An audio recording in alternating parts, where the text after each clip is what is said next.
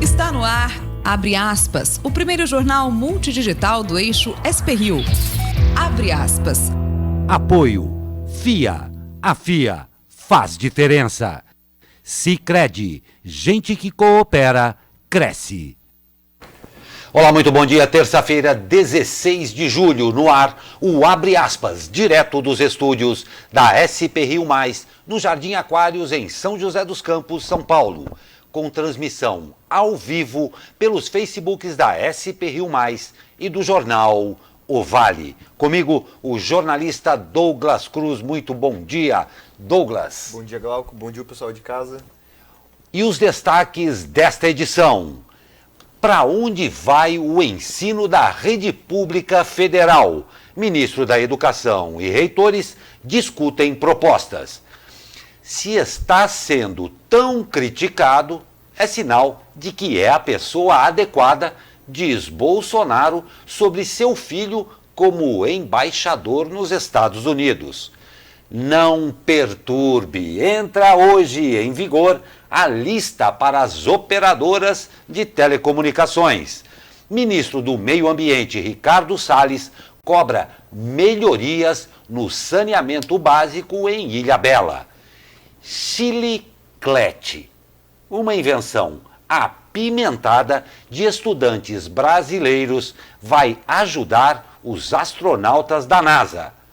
E uma entrevista com o vereador Luiz Flávio Dias, o Flavinho, vereador em Jacareí pelo Partido dos Trabalhadores, sobre o andamento dos trabalhos na Câmara Municipal de Jacareí. Esta e muito mais notícias logo após o comercial. Fique com a gente.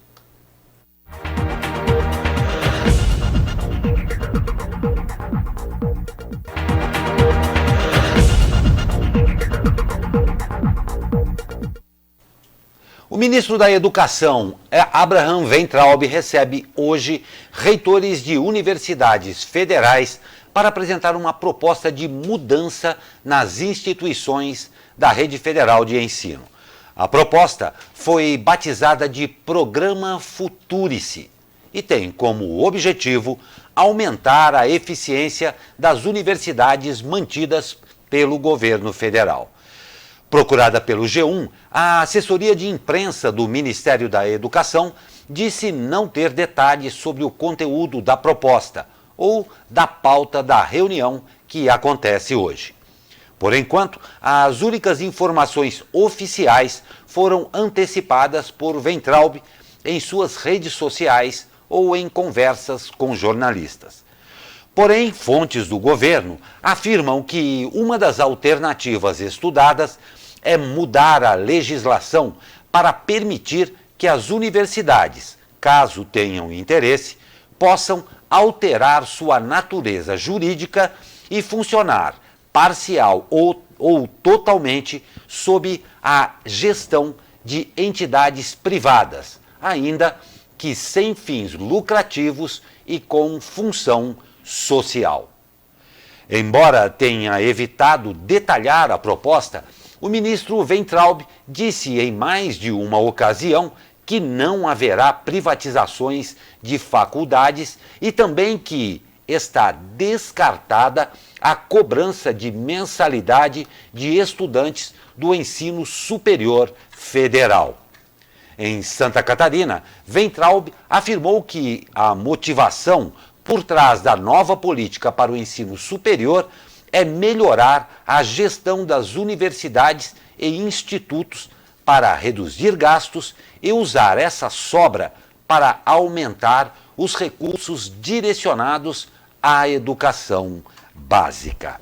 Bom, o ministro da Educação, o Abraham, ele tentou não falar muito sobre o caso, está tentando esconder um pouco da imprensa como é que vai funcionar isso aí, e até agora tudo que ele falou foi frases no Twitter e declarações curtas, dizendo que não vai ter privatização, que vai ser um modelo moderno, que vai aproximar o Brasil de Estados Unidos, Europa, Canadá, só que fica muito difícil entender porque esses países não têm um modelo muito parecido na educação superior. Cada um tem sua particularidade.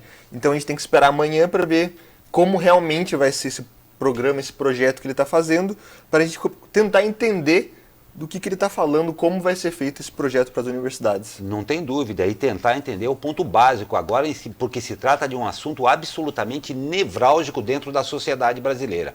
Há pouco tempo atrás nós tivemos a manifestação dos estudantes que, claro e absolutamente estão atentos com relação ao que acontece. Então, tanto a sociedade, e englobando, claro, e obviamente os estudantes, estão ansiosos por saber quais serão os rumos que a nossa educação de nível superior federal vai tomar. É importantíssimo esse assunto. Mesmo falando da educação superior, ele falou que parte dessa verba será destinada à educação básica, ou seja, o governo federal bate muito nessa tecla. Exato. Que mesmo quando o assunto é educação superior, eles falam na educação básica, que é a nova vertente do governo agora no Ministério da Educação. Vamos ver como é que vai ser feito isso, porque fica muito complicado entender.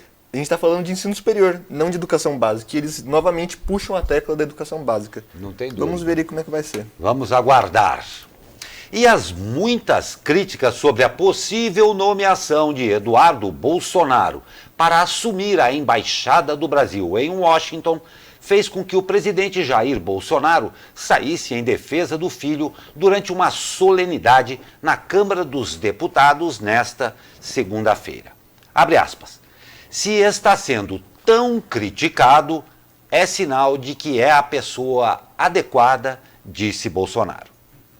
Setores ligados às relações exteriores, ao meio jurídico e políticos são contra a indicação.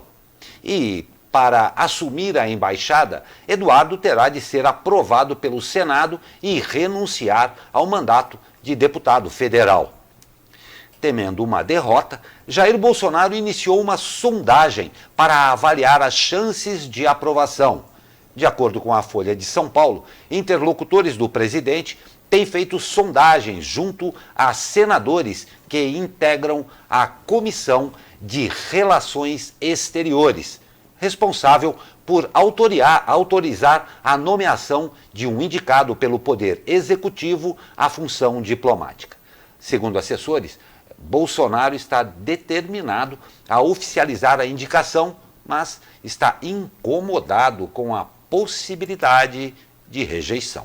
Bom, nesse caso também a gente pode ver que o Bolsonaro ele lida com esses casos de uma maneira, podemos dizer assim, engraçada, né? Ele acabou de falar hoje cedo para os jornalistas que, abre aspas aí para o presidente, Eduardo é meu filho, fala inglês, fala espanhol, tem uma vivência internacional muito grande e frita hambúrguer também, tá legal? Bom, foi o que ele falou aí, vamos ver como é que vai ficar isso aí, porque está tendo muita crítica dos diplomatas brasileiros, né? Porque o Eduardo Bolsonaro é um rapaz que acabou de completar 35 anos, que é a idade mínima, e, segundo os diplomatas, não tem vivência internacional suficiente para ocupar esse cargo que é praticamente o cargo principal dentro da diplomacia brasileira. Vamos ver como é que vai ficar também. Pois é, vamos ver qual é a qualidade final desse hambúrguer, né? Vamos ver. Pois é, e o presidente Jair Bolsonaro disse que, juntamente com parlamentares, está resolvendo o problema do Brasil, em referência à reforma da Previdência, e afirmou que, abre aspas, o Brasil precisa de uma quimioterapia para que ele não pereça, disse o presidente.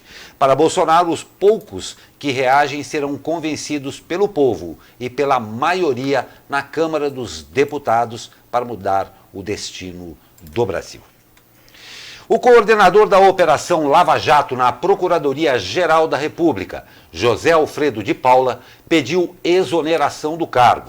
Segundo reportagem do jornal O Globo, José Alfredo havia sinalizado que ficaria no cargo até setembro, quando termina a atual gestão, mas acabou antecipando sua saída, o que amplia o desgaste interno de Raquel Dodge.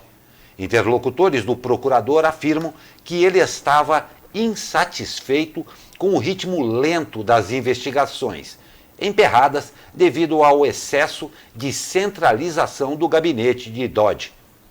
Ainda não há um nome para ocupar o cargo de José Alfredo na PGR. E a função deve ficar vaga até setembro, quando começa um novo mandato de um procurador-geral da República. E Raquel Dodge convocou a força-tarefa da Lava Jato para discutir sobre as mensagens divulgadas pelo The Intercept Brasil.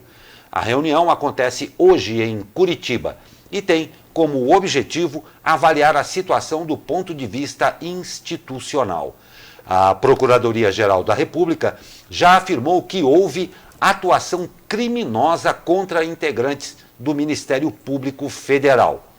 Mas a expectativa dos procuradores é que, depois da reunião, o órgão possa apresentar uma posição de defesa pública.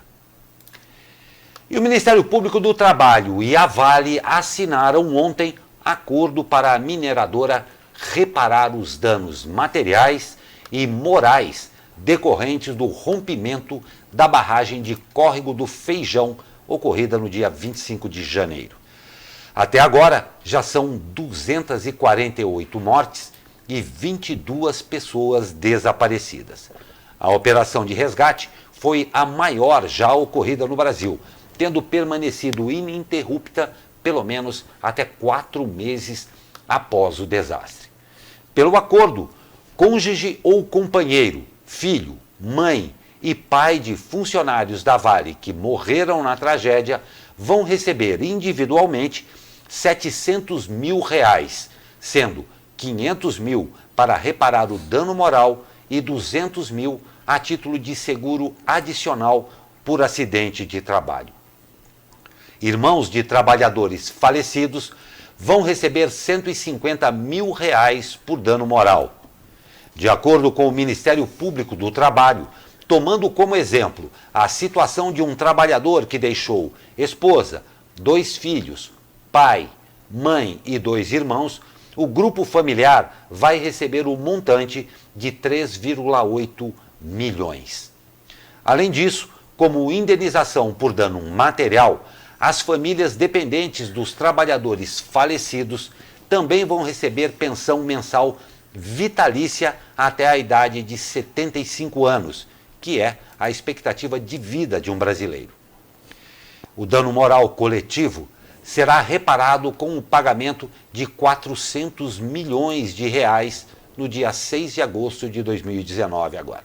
O acordo também determina a estabilidade no emprego de 3 anos para empregados lotados na mina de Córrego do Feijão no dia do rompimento, bem como pagamento de auxílio creche e auxílio educação para filhos com até 25 anos de idade.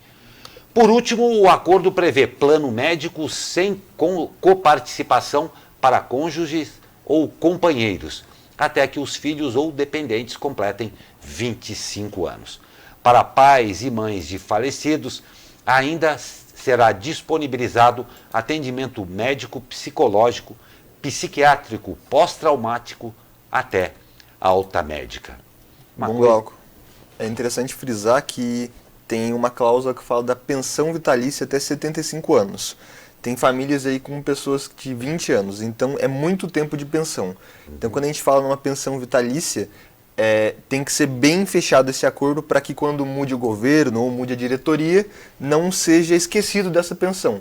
Porque a gente está falando em mais de 50, talvez até, em alguns casos, quase 50 anos para frente. Então tem que ser um acordo bem fechado para que não se mude com o passar dos anos, né? Não tem a menor dúvida, isso daí foi muito bem lembrado da sua parte, e principalmente um ponto que eu ressalto aí, é impressionante como no Brasil, vez por outra, acontece esse esquecimento com acordos fechados entre as partes. Então o que o Douglas falou é absolutamente relevante. O acordo tem que ser muito bem feito, porque trata-se de uma tragédia que aconteceu no Brasil, inexplicável, para falar a verdade, mas que tem aí agora as suas consequências, e a gente espera que, como tantas outras, não acabe no esquecimento, porque esse é um fato muito sério. Um acordo bem feito é um contrato, e um contrato tem de ser cumprido. Muito bem lembrado, Douglas. E olha só, eu acho que vai ficar todo mundo muito contente com essa notícia, porque todo mundo, de uma forma ou de outra, já passou por este incômodo. Entra em vigor hoje a lista, abre aspas, não perturbe para as operadoras de telecomunicações. Os clientes incluídos nesse grupo não poderão ser objeto de ligações de telemarketing de empresas para a venda de serviços como pacote de telefonia, acesso à internet e TV paga. A medida foi uma determinação da Agência Nacional de Telecomunicações, a Anatel. E segundo a Anatel, se uma pessoa solicitar a sua inclusão e continuar recebendo ligações de ofertas de bens e serviços de telecomunicações, ele pode ligar para o número 1331, vou repetir, 1331 e fazer uma reclamação formal. As sanções podem variar de advertência a multa de até 50 milhões de reais. Outra decisão da Anatel é que essas empresas não poderão mais efetuar ligações telefônicas com o objetivo de oferecer seus pacotes ou serviços de telecomunicações para os consumidores que registrarem o número na lista nacional a ser criada. Segundo também a Anatel, estudos de mercado estimam que pelo menos, não é pouco não, 1/3 das ligações indesejadas no Brasil são realizadas com o objetivo de vender serviços. As pessoas que não desejarem receber esse tipo de chamada podem incluir seu nome no site criado para a iniciativa. E claro, você pode conferir como se cadastrar no site da SP Rio Mais, tá bom? Deixa eu fazer uma pergunta aqui para o nosso jornalista, o Douglas. Você estará se cadastrando? Com certeza, Glauco. Aquelas ligações, ainda mais quando é o robô, é mais chato ainda, né? Nossa que você fala, ele não entende, daí você vai, daí desliga, daí liga de novo. É triste. Triste. É triste. Então, o nosso caro jornalista estará se cadastrando e eu estarei me cadastrando também. Vai aí um pequeno xiste com gerúndio utilizado. Estarei ligando, estarei fazendo. E o ministro da Infraestrutura, Tarcísio de Freitas, disse ontem que o governo vai instalar 1.000 radares para controle de velocidade nas rodovias administradas pela União. Segundo o ministro, o número de radares faz parte de um acordo que o governo federal e o Ministério Público Federal fecharam para reduzir de 8 para 2.200 o número de pontos a serem monitorados. Um contrato assinado ainda na gestão do ex-presidente Michel Temer estava orçado em R$1 bilhão para a instalação de cerca de 8.000 radares em 5 anos. A instalação dos novos aparelhos foi suspensa em abril, após questionamentos do presidente Jair Bolsonaro. De acordo com o ministro, com a revisão, o Departamento Nacional de Infraestrutura de Transportes, responsável pela manutenção das estradas administradas pelo governo, deve conseguir uma economia de cerca de 600 milhões de reais. Não é pouca coisa, não. Nós vamos para um rápido comercial e na volta, claro, nós vamos saber como é que vai ficar o tempo para essa semana, que parece que já está mudando, e já em nossos estúdios também, o vereador Luiz Flávio, do PT, da Câmara Municipal de Jacareí, para uma entrevista. É rapidinho o comercial, fique com a gente já volta, tá?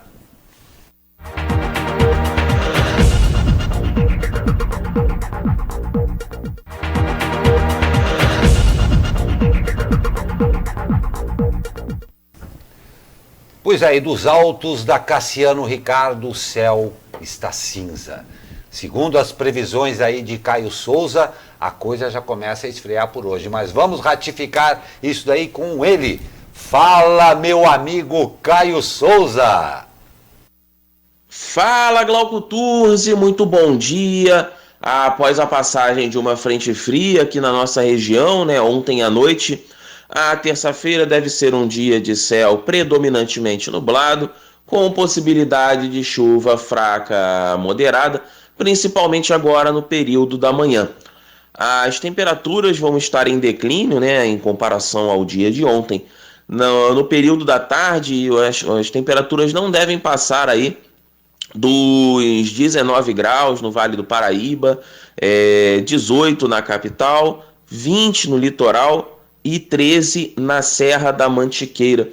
Os ventos soprarão com intensidade moderada, mas atenção no litoral norte, pois lá podemos ter rajadas de vento de intensidade um pouco mais forte.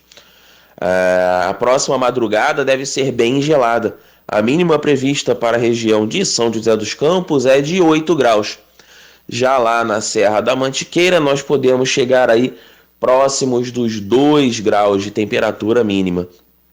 Já a partir de amanhã, de quarta-feira, o sol já deve começar a brilhar, né, com mais intensidade, e as temperaturas vão começar a se elevar lentamente. Já não há mais previsão de chuva.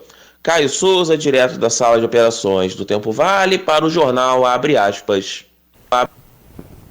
Obrigado, Caio. Obrigado a todo mundo aí do Tempo Vale. Mas as notícias realmente dão assim. Nós estamos hoje aqui num clima Silent Hill, tá certo? Aquela série meio dark, assim. O céu tá aí hoje. Tempinho vai esfriar. Então prepare aí a galocha e, claro, a blusinha. O relatório do projeto de lei de diretrizes orçamentárias, o LDO, para 2020, deve ser votado no início de agosto na Comissão Mista de Orçamento do Congresso Nacional. O parecer do deputado Cacá Leão, do PP da Bahia, seria examinado no dia 10 de julho, mas a reunião foi cancelada em razão da votação da reforma da Previdência.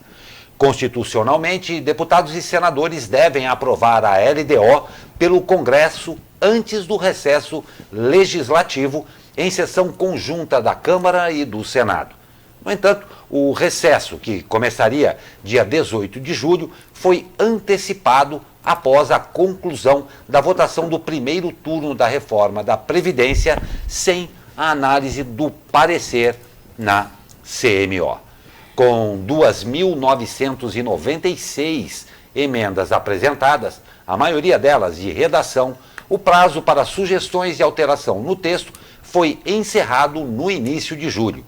O relatório da proposta da LDO de 2020 deve incluir a permissão para que o Executivo autorize reajuste salarial para o funcionalismo público em 2020. A medida contraria o governo que, na proposta original, enviada ao Congresso em abril, prevê a possibilidade de aumento apenas aos militares. O texto em análise prevê ainda que o salário mínimo seja reajustado para R$ 1.040 em 2020, sem ganho acima da inflação. Na comparação com o valor atual do mínimo, R$ 998, o aumento nominal será de 4,2%, mesma variação prevista para o Índice Nacional de Preços ao Consumidor, o INPC.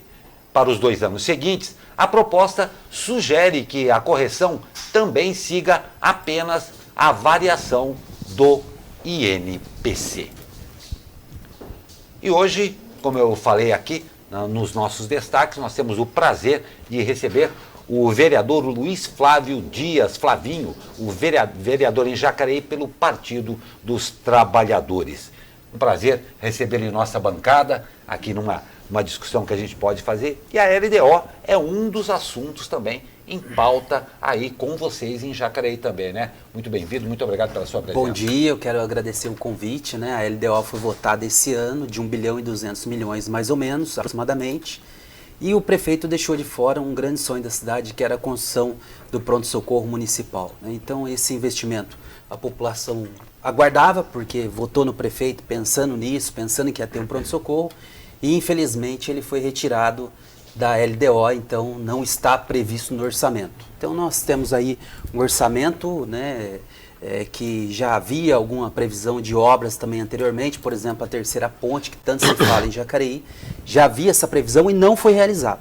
E agora foi novamente inserido na LDO, e eu disse que se o prefeito, se o governo não der conta de fazer esses investimentos, novamente será não um orçamento, mas uma peça fictícia, né? Ou seja, se coloca um monte de obras, se coloca um monte de previsão de receitas e despesas, mas que ao final acaba não se consolidando. Então é uma pena, né? Porque a população espera por muito tempo a construção desse hospital, desse pronto-socorro municipal. Tá certo. Agora falando de alguns pontos aí da LDO. Por exemplo, maior destinação do dinheiro para a área da saúde. Para o que exatamente seria destinado esse recurso de 245 milhões? Porque a gente sabe que Jacareí vem sofrendo recentemente com a falta de médicos, alguns problemas nas UPAs. Para que vai ser usado esse dinheiro que foi destinado, que é a maior parte da LDO? Olha, é um aumento, né, de um ano para o outro, mas eu tenho falado muito que no Brasil a gente pensa a saúde muito para o campo da urgência e emergência. O Brasil precisa avançar, nós precisamos gastar o dinheiro na saúde com mais qualidade. Então o que eu tenho falado muito é de programas de prevenção. Jacareí tem pouco programa de prevenção. Para que você tenha uma ideia, nutricionista são poucos e é através da alimentação que a gente consegue reduzir os gastos na saúde, né? Hoje nós temos a maior potência do mundo, né, que está preocupada com a obesidade, porque se alimenta mal, né? É uma sociedade que cresceu ali comendo hambúrguer, batata frita. Inclusive o hambúrguer que o nosso candidato a embaixador disse que sabe muito bem fritar, né? Talvez ele teria que dar um exemplo, já iniciar, né, esse pleito dele de estar na embaixada de forma diferente, né? A gente precisa ter comida mais saudável, porque isso faz com que você controle diabetes, pressão alta, uma série de doenças ocasionadas pela má alimentação. Então, Jacareí aumenta o valor aplicado na saúde, mas há filas ainda de várias especialidades, né?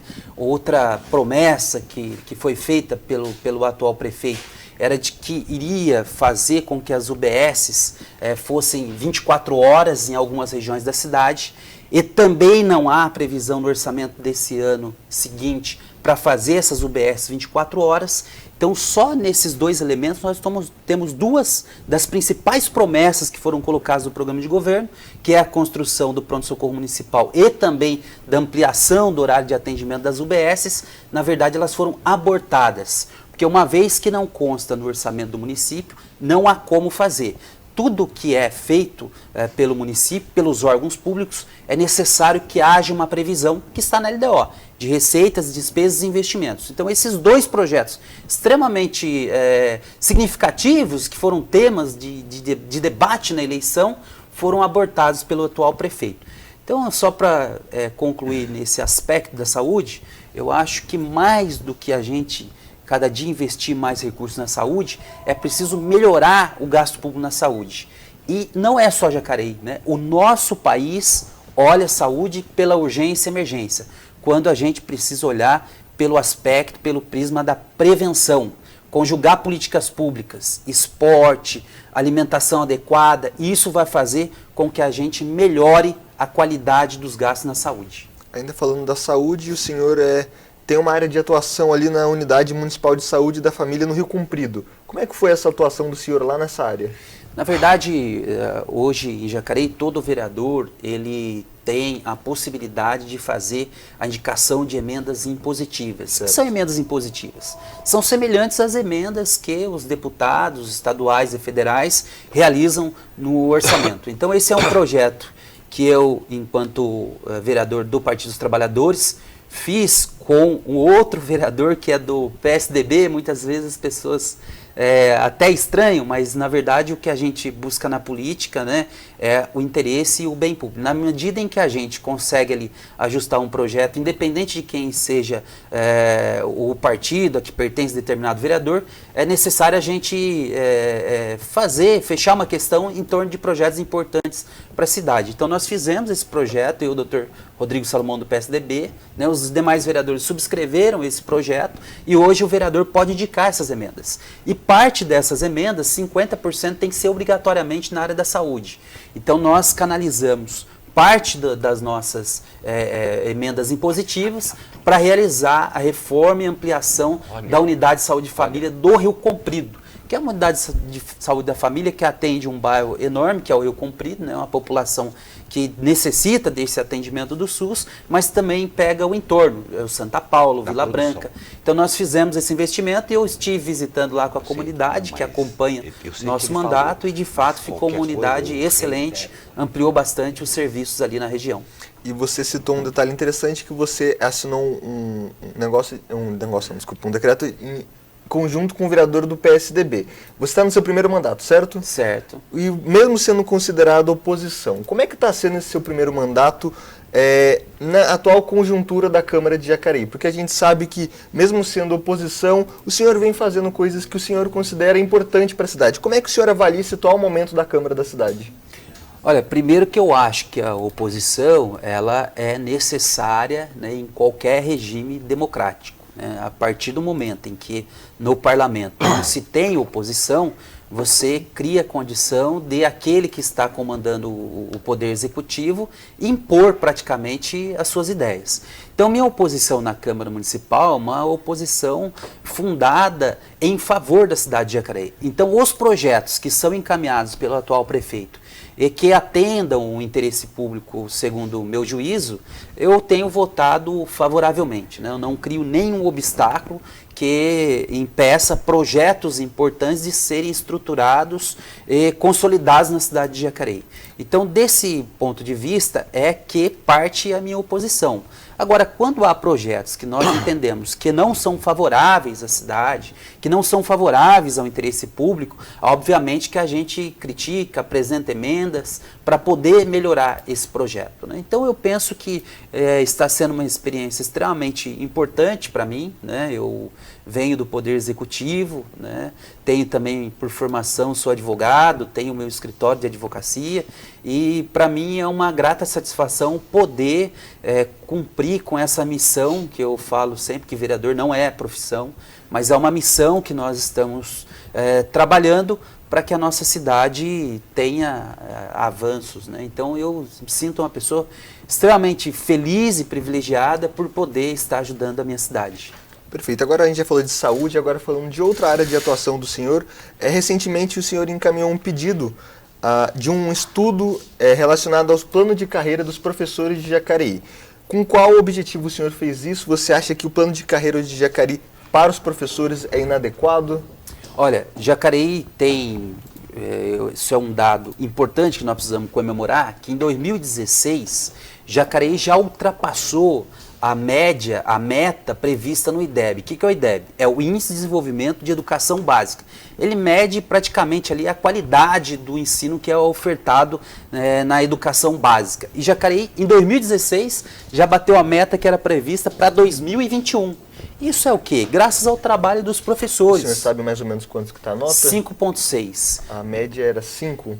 A média, Jacareí partiu de 4,6 e 5,6 era a meta, que já foi atingida em 2016. Legal. Esse é o trabalho o quê? Dos professores. Né? Jacareí, por exemplo, tem uma extensa zona rural, há professores que levantam 5, 5 e meia da manhã para levar o ensino até essas comunidades. Há também o trabalho dos orientadores, dos coordenadores pedagógicos, dos diretores, nessa política que vinha sendo desenvolvida na educação. Ocorre que é muito comum, na época de eleição, os políticos encherem a boca e dizer que a educação tem que ser prioridade do município, ou prioridade do Estado, ou prioridade do nosso país. Mas que quando esses mandatos são desenvolvidos, nem sempre vão ao encontro desse discurso que soa muito facilmente nas eleições. Né? Por exemplo, Jacareí tinha um programa que era a entrega de uniformes escolares para as crianças. Né? A atual gestão demorou 1 ano e 8 meses para fazer essa entrega. Eu percorri escola por escola e nós vivemos numa cidade em que há, como no restante do Brasil, uma grande diferença entre classes sociais. E eu pude presenciar crianças chegando de chinelinho de dedo para ter uma aula no inverno. Isso, obviamente, atrapalha a questão pedagógica, porque uma criança que não está bem agasalhada, que não está bem trajada, isso vai interferir no seu processo de aprendizado. E agora nós estamos fazendo uma discussão de que voltou, normalizou a entrega dos uniformes, muita cobrança por parte do nosso mandato, que a gente tem como bandeira a educação, mas agora nós estamos desenvolvendo outro trabalho com os professores, que é para quê? Para melhorar o plano de carreira. Né? Jacareí tem um problema que é o seguinte: os funcionários públicos, eles são promovidos não por merecimento, mas por antiguidade. Então, todo esse processo do estatuto é conforme o tempo em que o servidor esteja. Então, não se mede, não se incentiva o servidor a melhorar a sua produtividade, melhorar a sua capacidade técnica, a sua formação, e é isso que nós vamos travar agora no plano diretor. Fazer com que os nossos professores possam ser melhor remunerados na medida em que também tenham uma qualificação mais avançada. Fez pós-graduação? Precisa ter reajuste. Fez mestrado? Precisa ter reajuste. Doutorado, reajuste. Pós-doutorado, reajuste. Porque nós vamos estar incentivando aquele profissional da educação a melhorar a sua formação acadêmica. E junto disso, né, nós precisamos também melhorar o salário do professor em Jacareí. Ele é menor em relação às demais cidades. Então nós estamos fazendo agora uma pesquisa das cidades no entorno, cidades que equivalem ao Porto de Jacareí, para que a gente possa, junto com os professores, poder promover essa alteração no plano de carreira. E é uma alteração que eu acho bastante legítima dos professores, por conta de que também está no programa de governo do atual prefeito a valorização dos professores. E há uma obrigação expressa nesse programa de que ele faria essa revisão do plano de carreira. E aí estamos passados aí mais de 2 anos e meio de governo e ainda não se esboçou nenhum projeto com essa finalidade. Então o mandato está atento a isso, nós estamos conversando com os professores, com os coordenadores pedagógicos, para que a gente possa ajudá-los a melhorar o plano de carreira e fundamentalmente o seu salário. Porque eu não sou daqueles que só dizem isso em época de eleição, né? O nosso mandato não entregou o uniforme, nós estávamos atentos. Agora, essa demanda dos professores, nós também estamos ajudando a organizar, porque eu confio profundamente que melhorar a educação é melhorar a condição da vida das pessoas, é melhorar não só do ponto de vista intelectual, mas econômica, né? Aqui eu estou falando por experiência própria, né? Eu não sou melhor que ninguém, sou como milhares de brasileiros, né? Mas eu iniciei minha vida catando papelão na rua, fui lavador de carro, fui garçom, e quando eu tive a oportunidade de fazer uma faculdade de Direito, isso me ajudou a entender melhor o mundo, a compreender melhor a sociedade e evidentemente que melhora também a sua questão econômica. Então eu sou prova viva de que é pela educação que a gente vai conseguir mudar o nosso país. É o caminho. Não tenho dúvida. É o caminho, não tenho dúvida. Vereador Luiz Flávio, é muito interessante a gente ver com muito prazer até que essa nova geração de vereadores que assumiu um momento de transição do Brasil em vários momentos, realmente está disposta, está empenhada em mostrar o seu trabalho, em mostrar o seu serviço, com uma característica que talvez seja inédita para o eleitor brasileiro e até para vocês que assumiram os cargos, que é essa transparência que existe em função das redes sociais, em função da exposição que os senhores têm com relação aos seus eleitores. Então a gente vê de muito bom grado, e nós já recebemos aqui as mais diversas linhas, as mais diversas ideologias. Essa é uma bancada sempre livre, mas a gente vê com muita propriedade e com muito prazer essa abertura. Como é que, rapidamente, que nós estamos indo para o final da nossa entrevista aqui, como é que o senhor vê esse novo momento, tanto do posicionamento dos políticos, quanto do posicionamento da própria Câmara Municipal frente àqueles eleitores e munícipes e cidadãos que contam extremamente com o trabalho sério de vocês? Bom, eu quero dizer que nós estamos vivendo um momento muito complicado de polarização entre direita e esquerda. Se você não é Bolsonaro, você é o vermelho, e isso é muito prejudicial, né?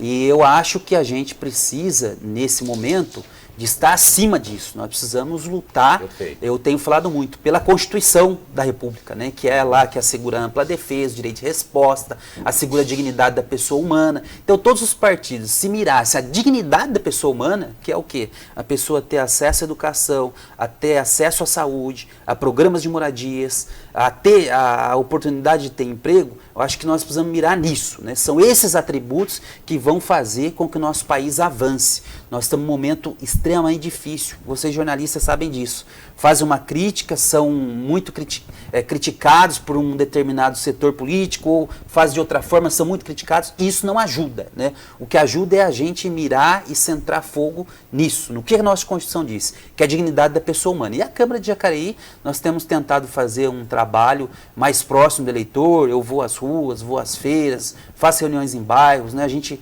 posta a nossa atividade parlamentar nas redes sociais, mas eu acho que, como qualquer outra profissão, é sempre tempo da gente melhorar, de criar espaços de discussão, de criar proximidade com o eleitor. Então, o que eu posso avaliar é que nesse primeiro momento está sendo uma boa experiência da gente poder fazer essa interface com o eleitor, mas há muito espaço ainda para a gente melhorar o nosso mandato, de forma que ele esteja mais próximo da sociedade e atinja o que as pessoas esperam da gente, que é uma política séria, uma política fundamentada na pessoa humana.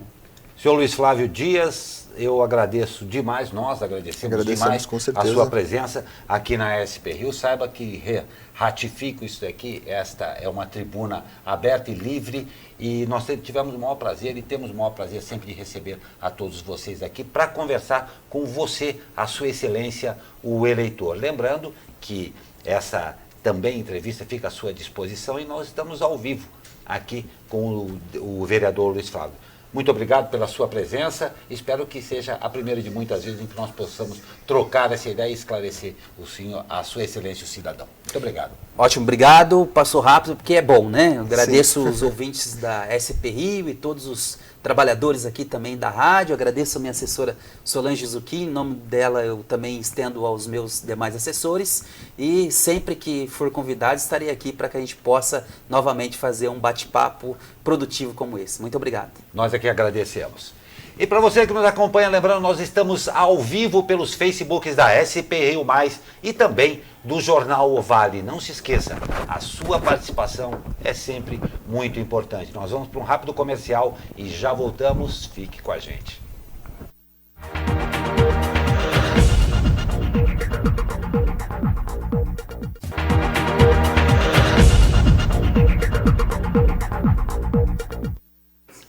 E o potencial consumo da região metropolitana do Vale. Matéria, claro, para o editor de economia do Jornal O Vale, Xandu Alves. Olá, Xandu. Olá, amigos e amigas, jornal abre aspas. O Vale do Paraíba tem 70,8 bilhões de reais de potencial de consumo, diz pesquisa. O consumo no Vale do Paraíba tem potencial para movimentar 70,8 bilhões de reais neste ano, segundo o levantamento IPC Maps 2019. O valor representa um crescimento de 17% ante o potencial de consumo verificado no mesmo período do ano passado, de 60,6 bilhões de reais. Segundo o IPC Maps, o potencial de consumo não só continuará em crescimento, como também deverá impulsionar o PIB, o Produto Interno Bruto da região, que foi de 98 bilhões de reais em 2016, segundo os dados mais atuais do IBGE. São José dos Campos é a 19ª cidade brasileira com maior potencial de consumo neste ano, com 24,1 bilhões de reais. Taubaté ocupa a 65ª posição do ranking nacional de potencial de consumo, com 9,47 bilhões de reais. É isso, um grande abraço. Xandu Alves para o jornal Abre Aspas. Obrigado, Xandu. Obrigado a todos aí da redação do jornal O Vale, esse grande parceiro aqui da SP Rio.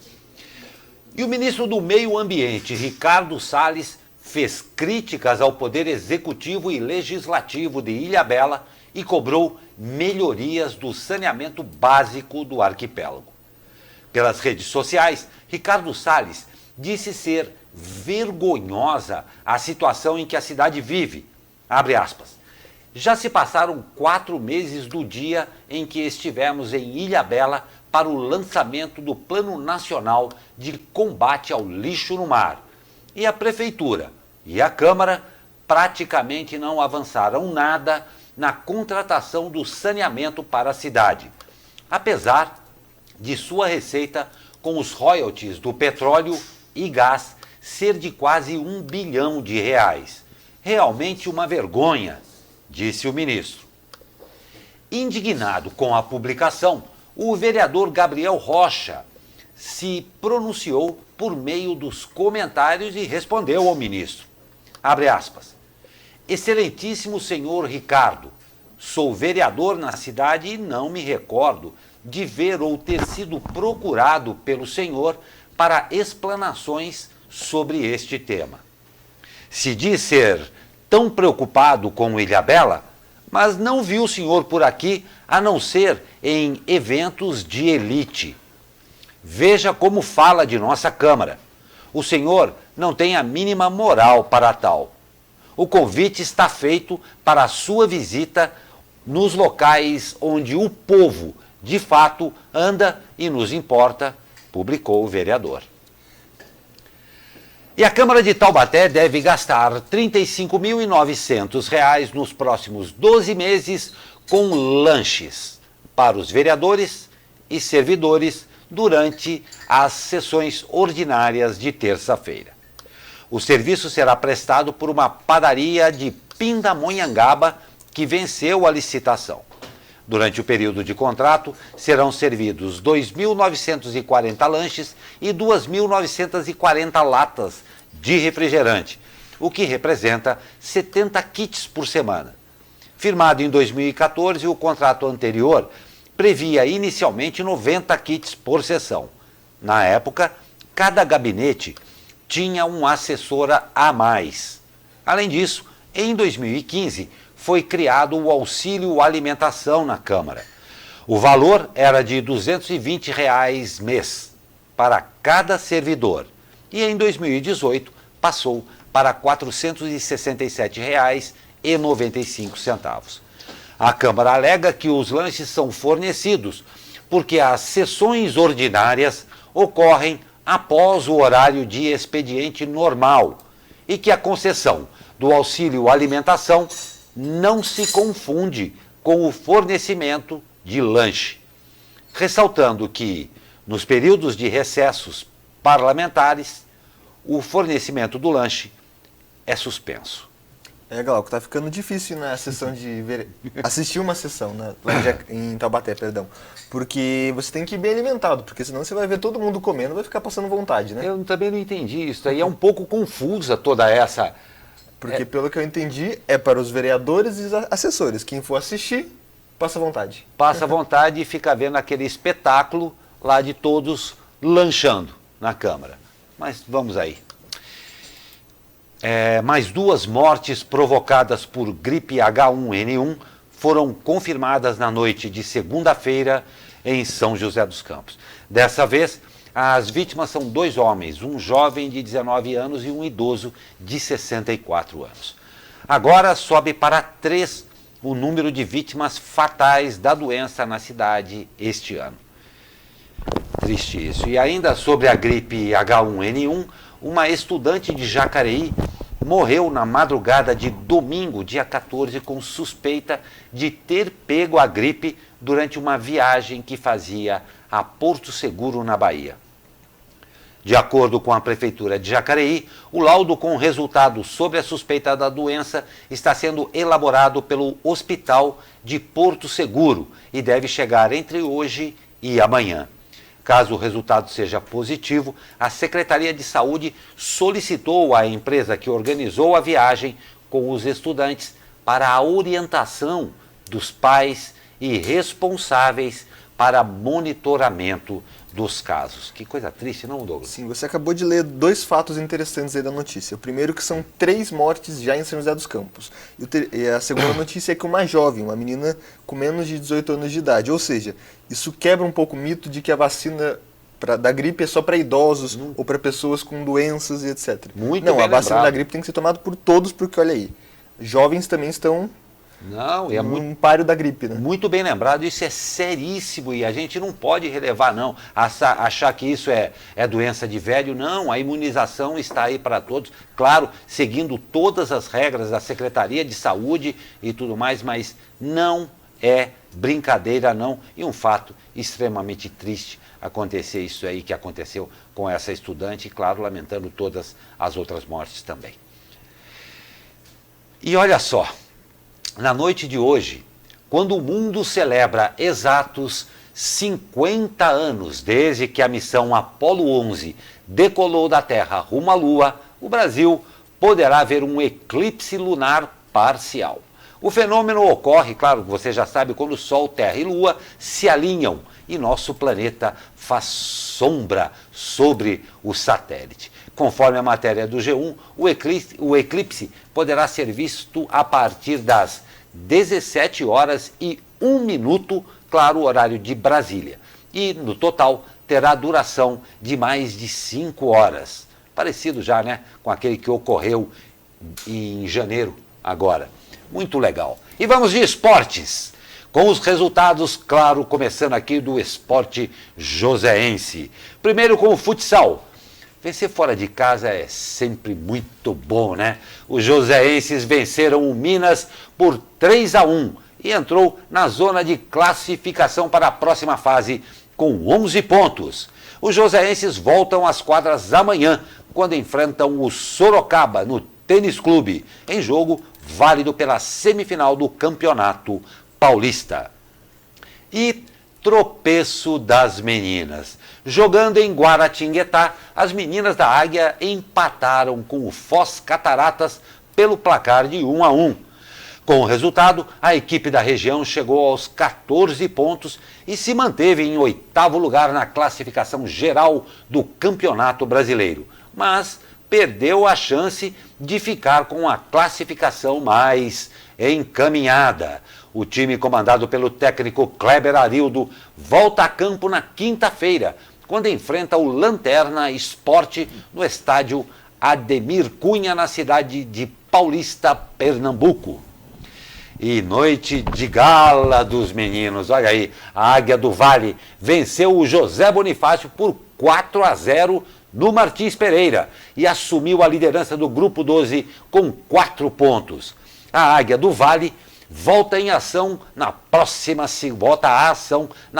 segunda-feira, quando recebe no Martins Pereira o glorioso Flamengo de Guarulhos. Agora, olha só, quero que você preste atenção nessa notícia que a gente sempre fica muito contente de dar. Com a invenção de um chiclete de pimenta, estudantes de Goiânia conquistaram o primeiro lugar em um torneio de robótica realizado na Universidade da NASA em West Virginia, nos Estados Unidos.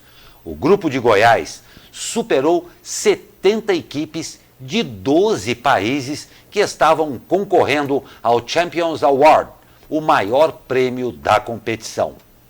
Conforme matéria do G1, os alunos têm entre 15 e 17 anos. Eles são estudantes do Serviço Social da Indústria, o SESI, que você vê aí na bandeira, da Vila Canaã, e foram premiados pelo Chiclete. Olha que nome legal, Chiclete, uma goma de mascar desenvolvida com componentes da pimenta para auxiliar astronautas a sentirem o sabor dos alimentos.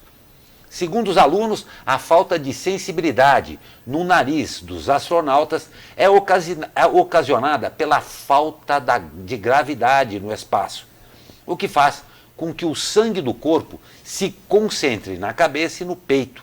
Com isso, a sensibilidade do nariz é afetada, fazendo com que os astronautas parem de sentir cheiros e sabores.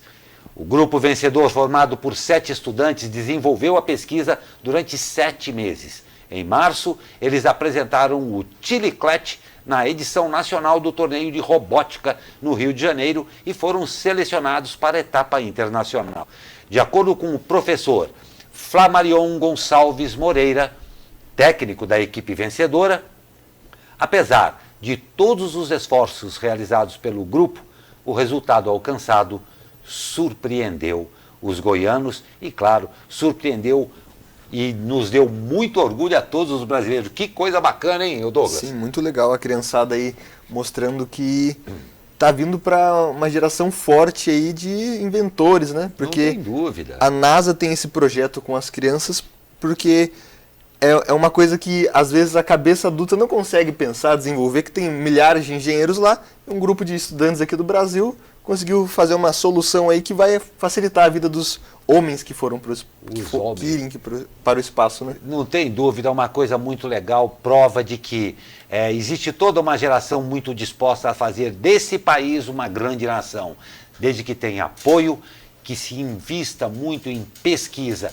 Imaginou esses estudantes aí que estão só começando, tendo apoio, tendo a educação necessária, não tenho a dúvida de que vão trazer ainda muito mais alegrias ao nosso país e, como já provaram aqui, ao mundo inteiro também. Então a gente termina a edição de hoje. Opa, pois não. Só um alerta aqui que a nossa redação enviou pra gente. A Defesa Civil aqui do Litoral Norte, do Vale do Paraíba, emitiu um alerta de ventos de até 80 km por hora na madrugada de terça até amanhã de quarta. Perfeito. Lembrando que a balsa entre São Sebastião e Ilhabela para com 56 km por hora. Então pode ter risco aí da balsa, a travessia de balsa ser interrompida nessa madrugada e na manhã de amanhã. Muito obrigado, Douglas. Fica aí um alerta, é muito importante para você, tanto do litoral como aqui em São José também. Mas hoje a gente termina essa edição com gosto de chiclete e, claro, homenageando a esses bravos e pequenos brasileiros que tanto orgulho nos deram lá na terra do Tio São. Um ótimo dia para você e até amanhã.